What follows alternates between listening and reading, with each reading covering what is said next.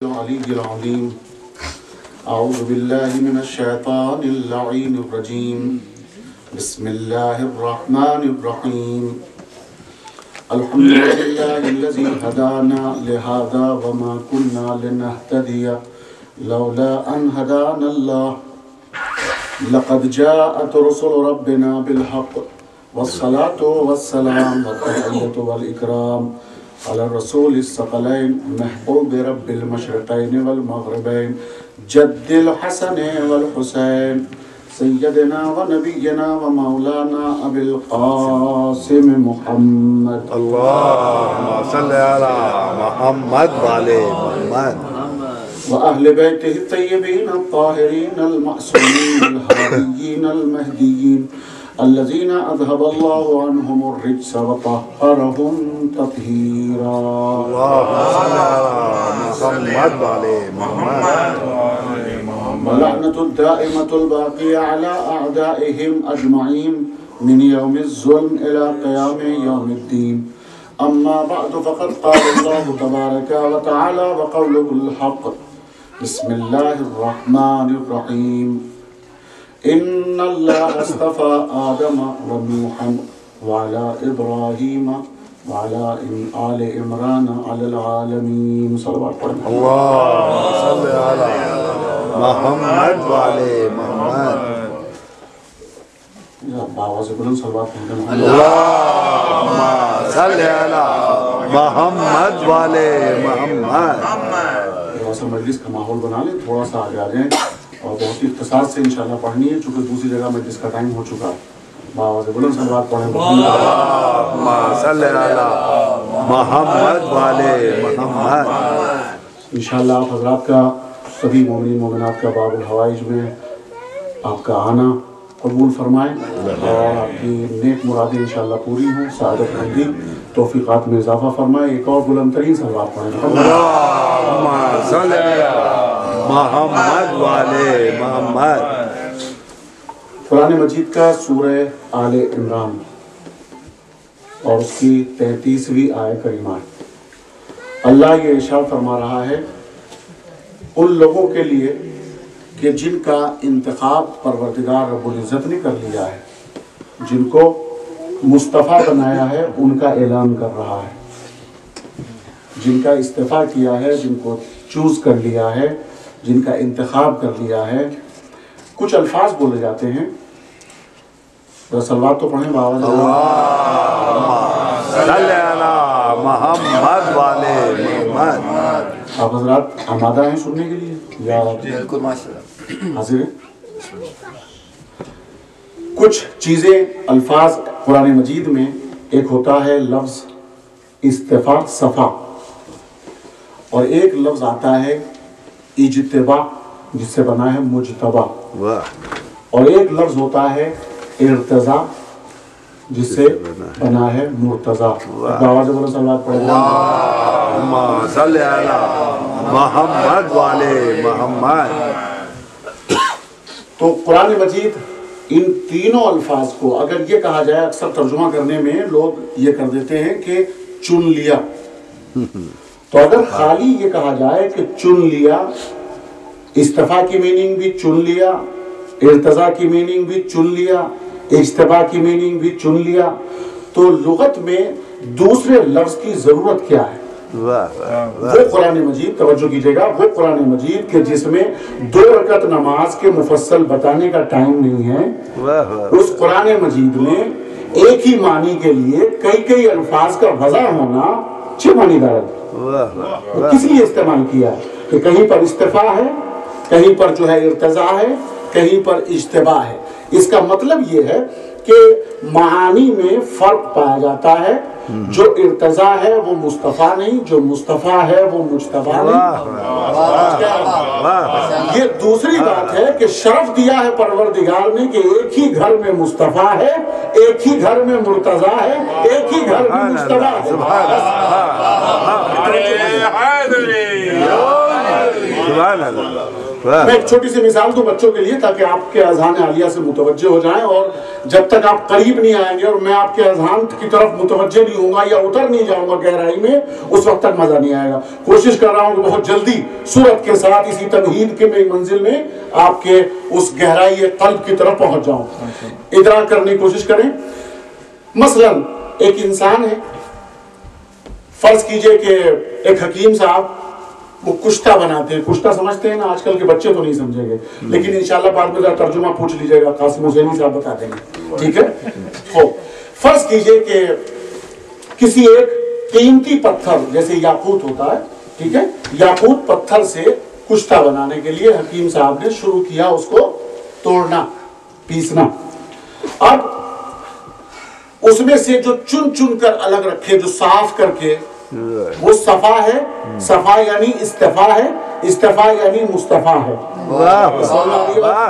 سمجھ میں آ رہی ہے بات؟ اس کے بعد اب ان میں سے کچھ باریک کرنے کے لیے باقاعدہ طریقے سے انتخاب کر کے جب اس کو آمادہ کیا گیا، نظر ثانی کی گئی، تو اس کو اس نے علیحدہ کر لیا، اور جو چیزیں اس کے لائق نہیں تھی اس کو اس نے علیحدہ کر دیا۔ تو جو اس نے انتخاب کیا اپنے لیے پسندیدگی کے اعتبار سے، وہ ہو گیا اجتبا۔ جس کو اجتبا کیا اسے کہتے ہیں مجتبا۔ توجہ کر رہے ہیں؟ اب یہ ڈھیری لگتی جا رہی ہے۔ پھر اس کے بعد اب جو نظر کر رہا ہے حکیم کشتہ بنانے کے لیے، انتخاب کر رہا ہے صرف اپنے لیے، ٹھیک ہے، وہ خالصتاً جس چیز کو اپنے قلب کی گہرائی سے اور دماغ سے اس وزیر سے مشورہ لینے کے بعد پسندیدگی کا اظہار کرے کہ یہ چیز میرے لائق ہے، یہ میں اس میں خوش ہوں، میری خود کی رضا شامل ہے، اسے کہتے ہیں رضا، اسے کہتے ہیں ارتضا، اسے کہتے ہیں مرتضی۔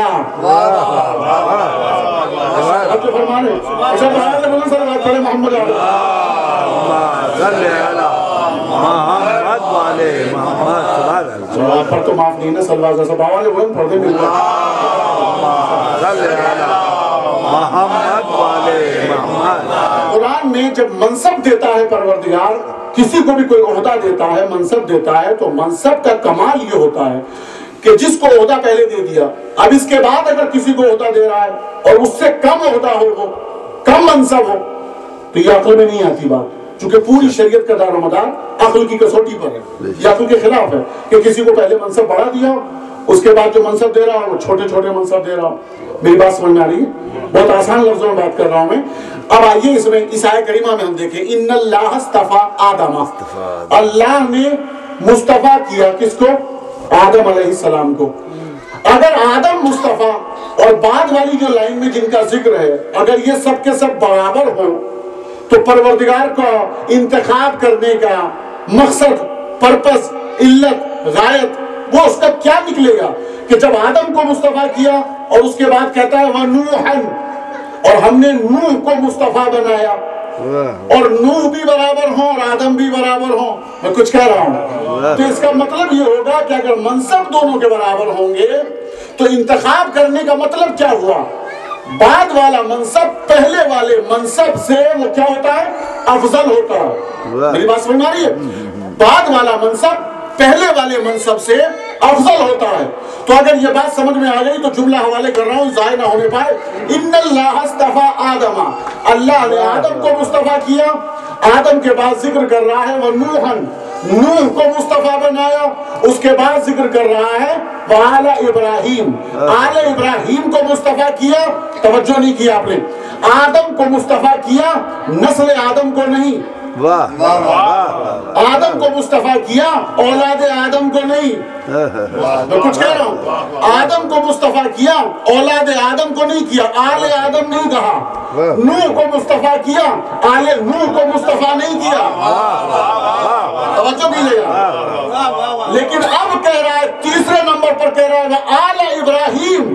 اس کا مطلب کیا ہے؟ یہ آل تک کا مسئلہ یہاں کیوں چھیڑ دیا پروردگار نے؟ بہت توجہ کریں، مصطفیٰ ہی بنانا تھا تو آدم کو مصطفیٰ بنایا تھا، کافی تھا، سلسلہ ایک ہی رکھنا چاہیے تھا نا۔ آدم کو مصطفیٰ بنایا تو آدم مصطفیٰ، نوح کو مصطفیٰ، عبدالغفار کو مصطفیٰ بنایا تو عبدالغفار مصطفیٰ۔ لیکن ابراہیم کو کہنا چاہیے تھا کہ ابراہیم مصطفیٰ، لیکن ابراہیم کی بات نہیں کرتا، اب کہتا ہے آل ابراہیم۔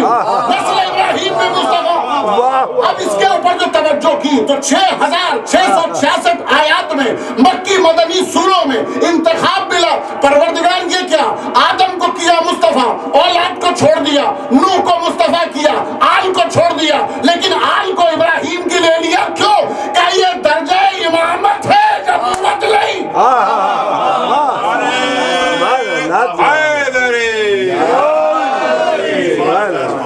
شکر گزار ہوں.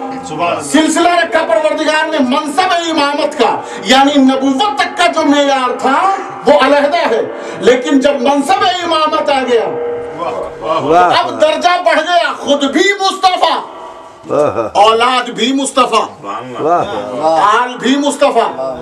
منصب بڑھ گیا. کس لیے؟ امامت کے عہدے کی بنا پر. یہاں تک بات سمجھ میں آ رہی؟ اگلی منزل چلتے ہیں. قانون کیا ہے؟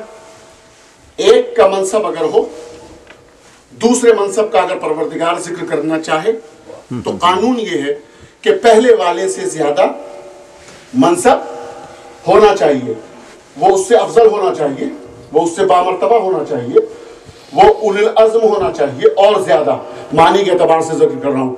جناب آدم سے زیادہ جناب نوح، جناب نوح سے زیادہ پھر آل ابراہیم. اب میرے ساتھ اگر ہیں تو مانے، اور کوئی اعتراض تو نہیں ہوگا اس عقیدے پر. منصب کے بعد منصب کے بعد منصب، ہر ایک کا اعلیٰ عرفہ درجہ بڑھتا چلا جائے گا. آدم مصطفیٰ، نوح مصطفیٰ، یہ ان سے بڑے. اس کے بعد آل ابراہیم، وہ ان سے بڑے. اور آگے کیا ہے؟ وہ آل عمران.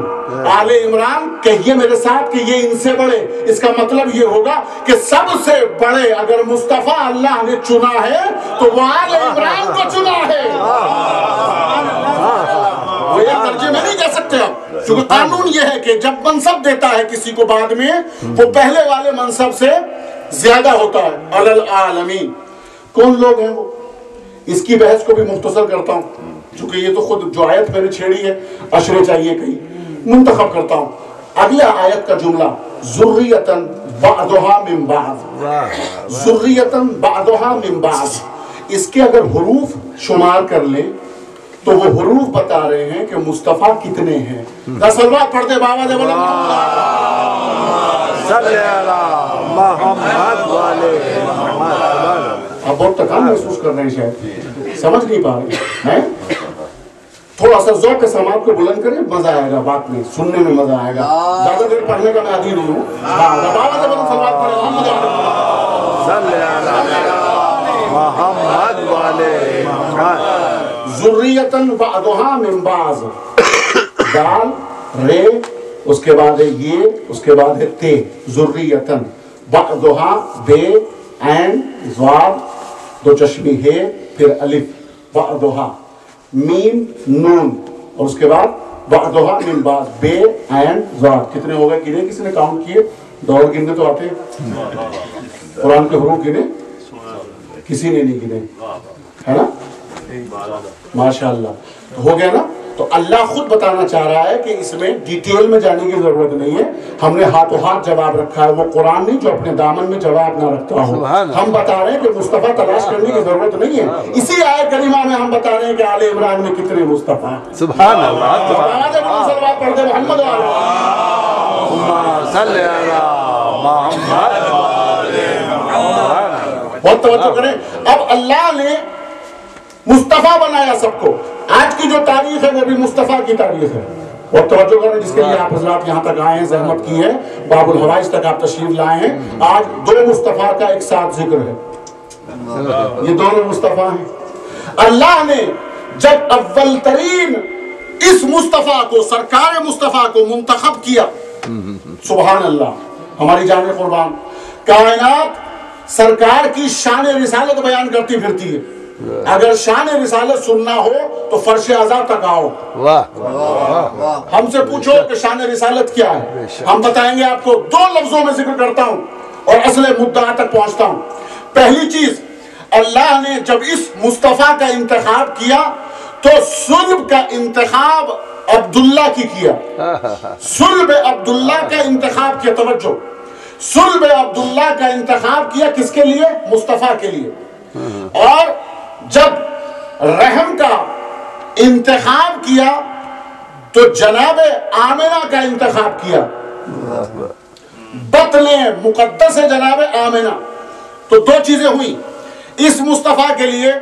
صلب عبداللہ، یعنی اللہ یہ دعوت دینا چاہتا ہے کہ اگر اس مصطفیٰ سے ہدایت پانا ہے تو جو صلب عبداللہ انتخاب کیا ہے دائرہ عبدیت میں آنا ہوگا. واہ واہ جتنا دائرہ عبدیت میں آؤ گے اتنا ہی تم مصطفیٰ سے فیضیاب ہوتے جاؤ گے. واہ واہ. یعنی اس کا مطلب یہ ہوا کہ اللہ معبود سے کانٹیکٹ اور رابطہ دائرہ عبدیت صلب عبداللہ. اور دوسرا پیغام جو اللہ نے بطن جناب آمنہ کا انتخاب کیا وہ اعلان ہے کس چیز کا؟ دائرہ امن و امان میں. دونوں چیزیں ضروری ہیں. دائرہ عبدیت میں رہنا ضروری ہے. سبحان اللہ. دوسری چیز کیا ضروری ہے؟ جس سماج میں آپ رہیں امن و امان کا ہونا ضروری ہے. یعنی اس کا مطلب یہ ہے کہ اگر دائرہ عبدیت میں نہیں آؤ گے تو اللہ والے نہیں بنو گے. سبحان اللہ. اور جس سماج میں امن و امان نہیں ہوگا زندگی قیامت ہو جائے گی. دونوں چیزوں میں اللہ نے اعلان کرایا کہ ایک ہی گھر میں عبداللہ کا لال ہے، ایک ہی گھر میں آمنہ کا فرزند ہے. رسالات تو پڑے بابا جب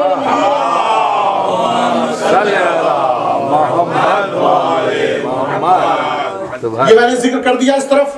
اب اس مصطفیٰ کا ذکر کرتا ہوں. پروردگار رب العزت کی طرف سے اللہ نے تمام فضائل اور کمالات کا اجتماع کیا. لوگ یہ سمجھے تھے کہ شاید منزل خطابت میں اور منزل واعظ میں اور نصیحت میں امام مجتبی سرکار امام حسن علیہ السلام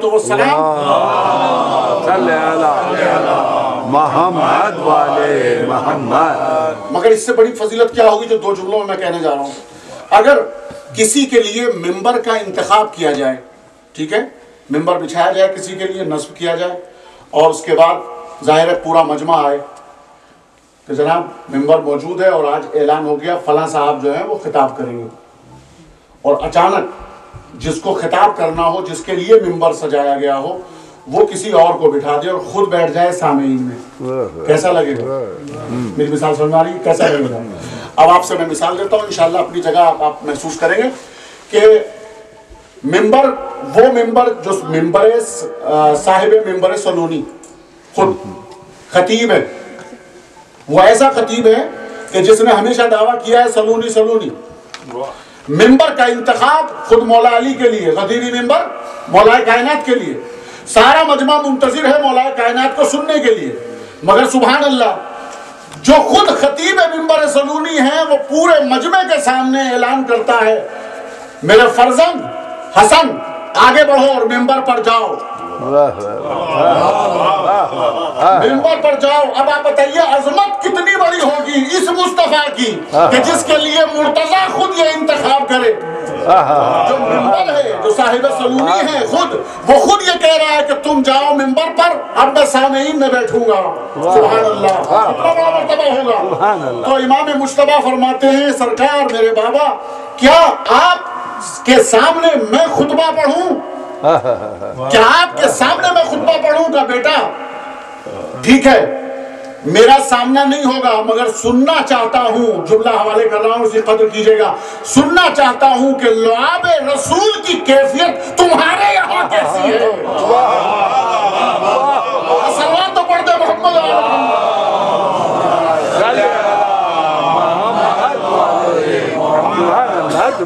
یہ ایک منزل ہے اور اسی منزل میں یہ واقعہ عرض کر دوں اور اس کے بعد زحمت تمام کہ سوالات سامنے شروع ہوئے. جو غصب کر کے تخت کو بیٹھ لینا یا کسی منصب کا انتخاب کر لینا بہت آسان ہے، لیکن حقیقت میں کسی عرفانی منزل میں قدم رکھ لینا، علم سے سرشار ہونا، یہ بہت مشکل ہے.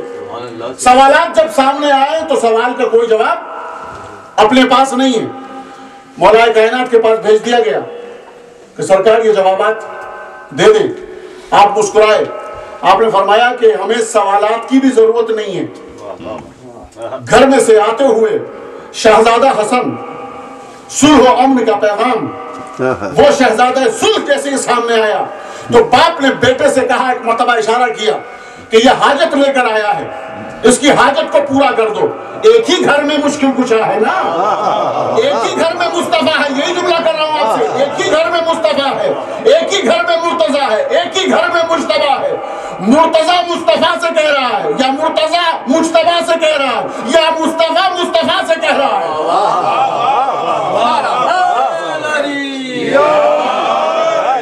عجیب جملہ فرماتے ہیں امام. میرا امام کہتا ہے کہ ہمیں سوالات کرنے کی ضرورت نہیں ہے, اپنے سوال اپنے پاس رکھ. اور اس کے بعد اپنے سوالوں کو ملا, میں بتاتا ہوں سوال کیا ہے, اس کا جواب بھی تجھے میں دیتا ہوں. سوال یہ ہوا ہے, آپ نے فرمایا سوال یہ ہوا ہے کہ زمین اور آسمان میں کتنا فاصلہ. سوال یہ ہوا ہے کہ حق اور باطل میں کتنی دوری. اور اس کے بعد مفصل, اور وہ 10 چیزیں کیا ہیں جو ایک دوسرے پر سبقت رکھتی ہیں, فضیلت رکھتی ہیں, یا ایک دوسرے سے سخت ہے. اور اس کا ایک پورا سلسلہ. بڑا عجیب امام مجتبیٰ کا جواب. اور آپ نے فرمایا ان مفصل جوابات کی طرف میں نہیں جا رہا ہوں, صرف وہ 10 چیزیں ذکر کر رہا ہوں, اور اس کے بعد اصل مدعا. امام علیہ السلام فرماتے ہیں کہ حق اور باطل کا صرف اتنا سمجھ لے کہ 4 انگل کا فاصلہ, اور زمین اور آسمان کی دوری یہ ہے کہ جب مظلوم کی زبان سے آہ نکلتی ہے تو وہ آسمان تک پہنچ جاتی ہے. اس کے بعد فرماتے ہیں کہ بس اتنا سمجھ کہ اللہ سبحانہ و تعالیٰ نے سب سے سخت چیز حجر کو پیدا کیا, پتھر کو. اس کے بعد اس نے چلانا شروع کیا, من ہوا غالب, مجھ سے زیادہ غالب کون ہے, مجھ سے زیادہ غالب کون ہے. غالب کا مجموعہ غالب نہ سمجھے. بس اللہ تو پڑھتے محمد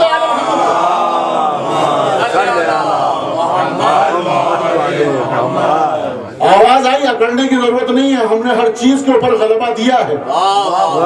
ہر چیز کے اوپر ایک چیز کا غلبہ, دوسری چیز اس کے اوپر غلبہ, یہ ہم نے دیا ہے. اس لیے کہ ہماری سرکار میں ان چیزوں کی کمی نہیں ہے. پتھر ہر چیز کے اوپر غالب اور سخت. آواز آئی, پتھر سے زیادہ ہم نے خلق کیا ہے لوہے کو جو اسے توڑ دیتا ہے, اور لوہے سے زیادہ سخت خلق النار, ہم نے آگ کو پیدا کیا, وہ اسے پگھلا دیتی ہے. اور آگ سے زیادہ ہم نے خلق کیا ہے خلق الماء وانزل الماء من السماء ماء طہورا, ہم نے پانی نازل کیا ہے جس پانی, جو پانی کے اندر قوت ہے کہ وہ آگ کو بجھا دے. پھر اس پانی سے بھی زیادہ غالب ہم نے ابر کو بھی دیا تاکہ ابر کے اندر پانی سما جائے. اس ابر سے بھی زیادہ غالب ہوا ہے جو اسے اڑائے پھرتی ہے. ہوا سے بھی زیادہ غالب ملک ہے جو اسے اشارہ کرتا ہے, حکم کرتا ہے. ملک سے بھی زیادہ غالب موت ہے جو اسے بھی نہ چھوڑے گی. موت سے زیادہ غالب ملک الموت ہے کہ جس کے اشارے پر انسان اپنی زندگی کا خاتمہ کر لیتا ہے. ملک الموت سے زیادہ غالب موت ہے جو اسے بھی نہ چھوڑے گی. اللہ کہے گا مت, مر جا, وہ بھی مر جائے گا. اس کے بعد کہے گا لمن الملک اليوم, جب سب کو مار ڈالے گا تو کہے گا لمن الملک اليوم, یہ ملک بتاؤ کس کا ہے. کچھ سمجھ میں آ رہی ہے بات؟ اسلام پورا عقل کے مطابق ہے. اللہ تک تو نے سب کو مار ڈالا تو کس سے پوچھ رہا ہے؟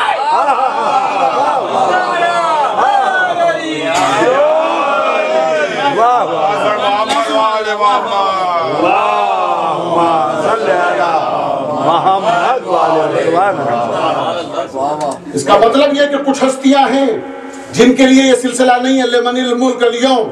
خوب اب موت کے اوپر غالب ایک ہستی ہے, وہ غالب کل غالب علی ابن ابی طالب علیہ السلام. محمد والے محمد. اور یہی وجہ ہے کہ موت و حیات کا رشتہ جب تقسیم ہوا وہ امام مجتبیٰ علیہ السلام کے حصے میں آیا. اور اسی لیے آپ کو اختیار ہے کہ چاہے عرش کو چاہے تو زمین کر دیں, زمین کو چاہے تو عرش کر دیں, آسمان کو چاہے زمین بنا دیں, زمین کو آسمان کر دیں, شرق کو غرب کر دیں, غرب کو شرق کر دیں, مرد کو عورت بنا دیں, عورت کو مرد بنا دیں. صلوات پڑھ دیں محمد علی محمد. صلی اللہ محمد. بس یہ جملہ کہہ کے میں نے ختم کیا. انشاءاللہ جو حضرات ادھر ہوں گے ان کے لیے اگلی چیز چھیڑ دیا ہے موضوع. ایک خلاصے کے طور پہ بس ایک جملہ سمجھ لے کہ امام مجتبیٰ کو اگر سمجھنا ہو تو سرکار کے لیے ایک جملہ ہے جو آپ نے اپنے خطبے میں خود اپنے لیے فرمایا, انا الامام, میں وہ امام ہوں جس نے امیر المؤمنین کے جنازے پر نماز پڑھائی. بہت بڑا رتبہ ہے. امیر المؤمنین کے جنازے کا امام مقام فخر میں امام مجتبی علیہ السلام نے فرمایا ہے.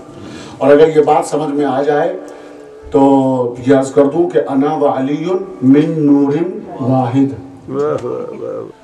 یہ مرتبہ ہے امام مجتبی علیہ السلام نے جو فخر فرمایا ہے.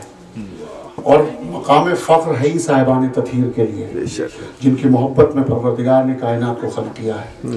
وہ پہلا مصطفیٰ کہ جب وہ وقت آ گئے اور